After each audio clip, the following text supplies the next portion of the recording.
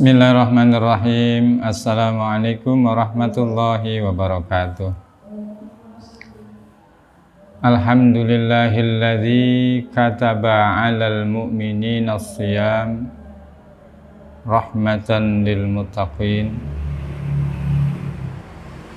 Wassalatu wassalamu ala asyrafil anbiya'i wal mursalin Sayyidil ghurril muhajjalin wa ala alihi wa ashabihi wa man tabi'ahum bi ihsan ila yaumiddin, amma ba'd.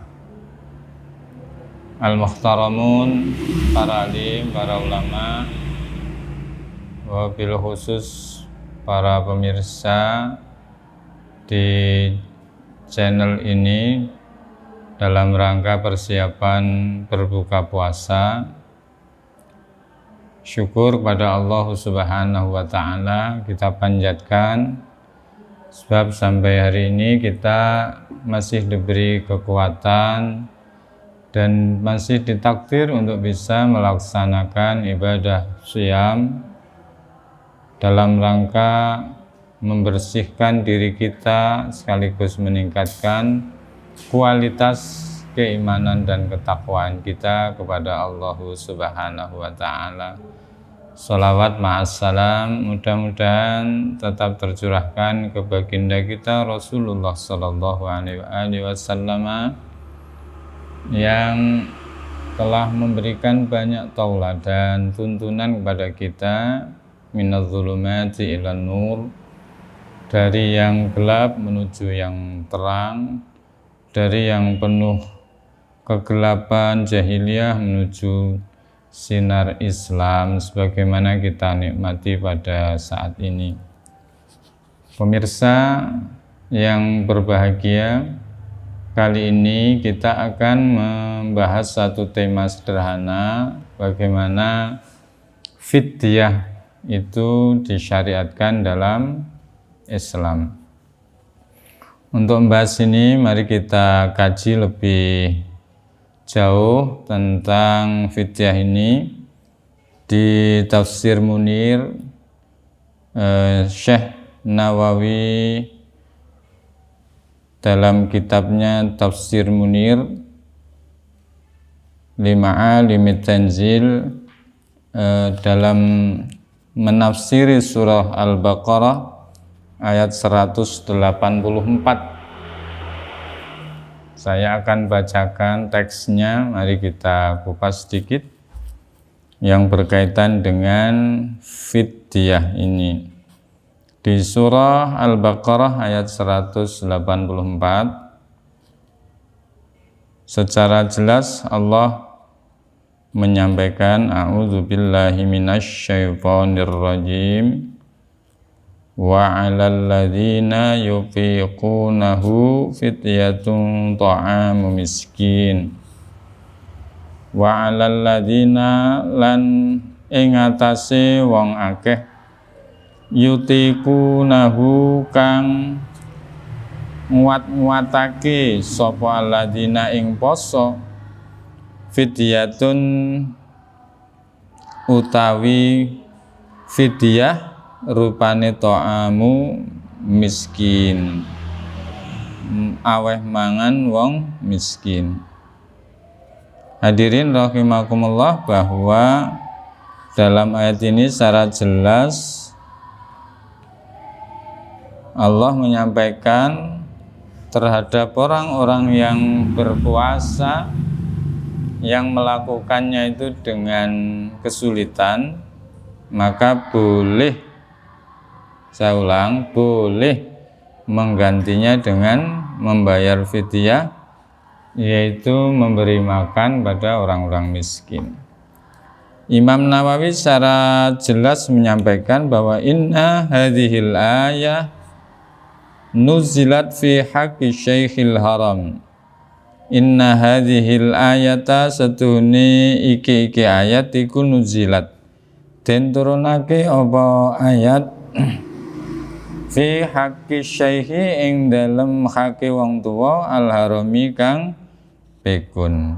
Wal makna utai maknane, makna dari ayat ini sebenarnya wa 'alal ladzina yuqaddirunahu ala shaumi ma'al masyaqqati fidyatun wa 'alal ladzina iku ing atase wong akeh yakdiruna kang kuwasa sapa alladzina oleh kuwasa ala shaumi ngatasi poso oleh kuwasa ma'al masyaqqati sartane kangelan fidyatun utawi aweh fidyah.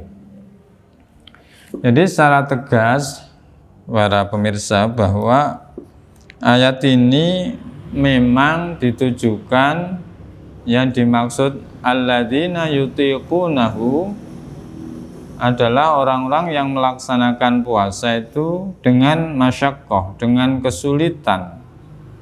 Apa makna kesulitan? Yaitu ketika dia melaksanakan puasa itu dia sangat kesulitan, mungkin fisiknya akan tidak kuat, atau ketika orang itu sakit maka sakitnya tambah parah, ya.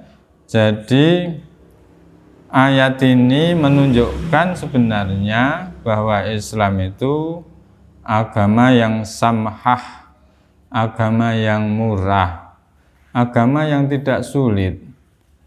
Apa artinya? Bahwa Islam itu agama yang sesuai dengan fitrah kemanusiaan.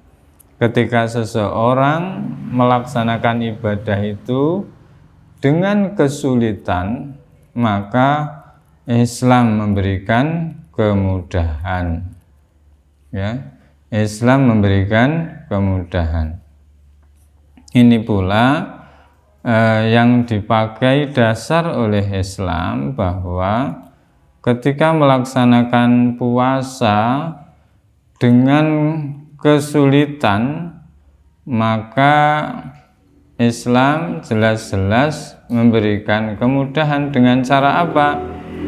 Yaitu fidyatun ta'amu miskin, menggantinya dengan memberikan makan bagi orang miskin. Seberapa ukurannya? Di dalam tafsir ini disebut bahwa yang disebut fidyah itu qadra ma ya'kuluhu fi yaumin, kira-kira bahan makan yang bisa dimakan sehari. Kalau di Indonesia ini 3 kali makan, maka sepakat para ulama mud di sini adalah 3/4 liter. Kalau di Indonesia kan ukuran sekarang kira-kira antara 6,5 on, atau kalau lebih selamat, lebih hati-hati itu 7 on, ya. Jadi 7 on beras untuk tiap hari.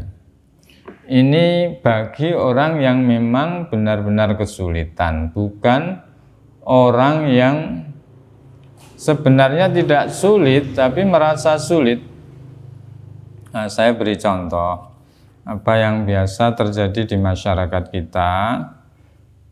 Dia tidak berpuasa, kemudian dia menyatakan aku nggak kuat, aku nyambut gawe.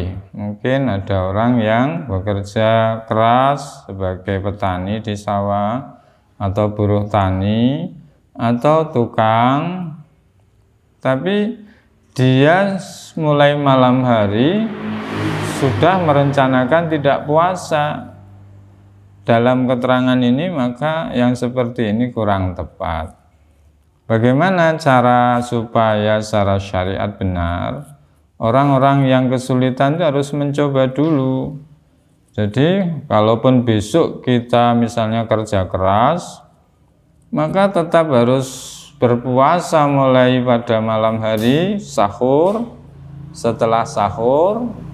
Kalaupun nanti bekerja ternyata kok tidak kuat, mungkin sampai terpingsan, ya, karena kelelahan dan lain-lain. Nah, pada saat inilah ini namanya masyaqqah, bukan dengan cara kita sengaja tidak puasa karena besok kerja keras. Bahkan di ayat berikutnya, ma'asyiral hadirin serta para pemirsa, Allah lebih suka orang itu walaupun berat tapi dia tetap berusaha untuk berpuasa. Ayat berikutnya kita coba, faman tatawwa'a khairon fahuwa khairul lah. Faman tatawwa'a mongko ta'i sapa wong iku tatawwa'a gawe amalan sunnah sapa man khairon ing kebagusan, contone ka anzada kaya yen to nambah sapa man fil fidyati dalam fidyah alal qadri ngatasi ukurane al wajibi kang wajib au soma utawa poso sapa man ma'akhrajil fidyati sartane ngetokake fidyah. Coba pada ayat ini Imam Nawawi memberikan tafsir bahwa orang yang mengeluarkan fidyah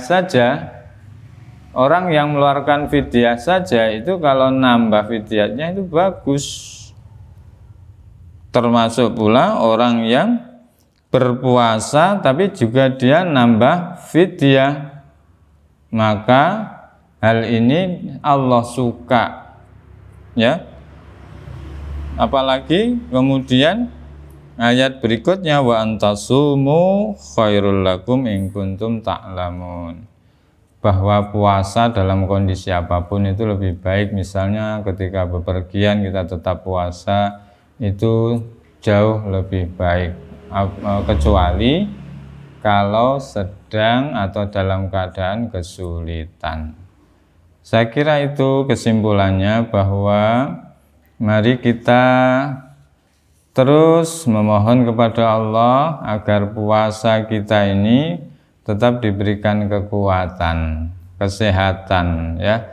Karena walaupun nanti misalnya Allah memberikan dispensasi terhadap orang yang sakit, terhadap orang yang tua, terhadap orang yang pikun, maka kita lebih senang kalau puasa itu bisa berjalan secara normal. Mudah-mudahan kita senantiasa bisa melaksanakan puasa ini dengan sebaik-baiknya, sehingga tahun ini menjadi puasa istimewa bagi kita, menjadi puasa yang terbaik bagi kita. Demikian, kurang lebihnya mohon maaf. Wal afu minkum wallahul muwaffiq ila aqwamit thoriq. Selamat berbuka puasa. Ihdinas shiratal mustaqim. Wassalamualaikum warahmatullahi wabarakatuh.